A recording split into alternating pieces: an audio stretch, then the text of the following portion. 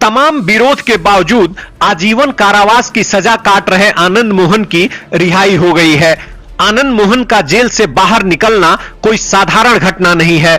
यह घटना 2024 लोकसभा चुनाव और 2025 विधानसभा चुनाव की दशा और दिशा तय कर सकता है। चूंकि जिस डीएम की हत्या की वजह से आनंद मोहन जेल में थे वह दलित थे। ऐसे में नीतीश सरकार अपने इस फैसले से दलितों में नाराजगी झेल सकती है। वहीं कई सियासी समीकरणों में यह फैसला मददगार बन सकता है। दरअसल राजपूत समेत अगड़ों को साधने के लिए बिहार में महागठबंधन को एक ऐसे चेहरे की जरूरत थी जिसको पूरे राज्य के लोग स्वीकार करें। आनंद मोहन इस कैटेगरी में पूरी तरह फिट बैठते हैं। रघुवंश प्रसाद सिंह और नरेंद्र सिंह के निधन के बाद आरजेडी में फिलहाल कोई बड़े राजपूत लीडर नहीं है।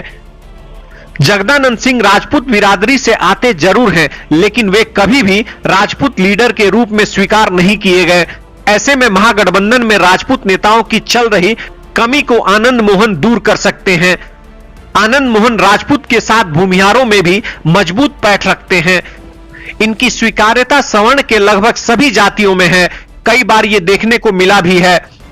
भूमिहार और राजपूत का समन्वय बनाकर ही इन्होंने 1994 में लालू यादव के गढ़ वैशाली में उन्हें मात दी थी।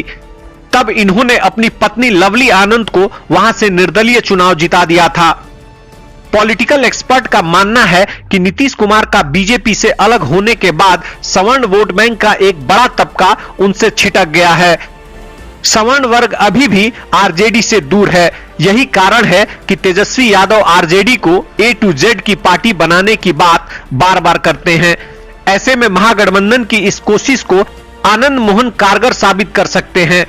इनके सहारे महागठबंधन बीजेपी के अगड़ा वोट बैंक में सेंधमारी की तैयारी कर रही है।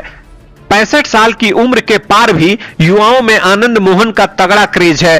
राजपूत वर्ग के युवा उनसे खासे प्रभावित हैं। ऐसे में महागठबंधन को युवाओं का साथ भी मिलेगा। आनंद मोहन की गिनती एक मुखर वक्ता के रूप में भी की जाती है।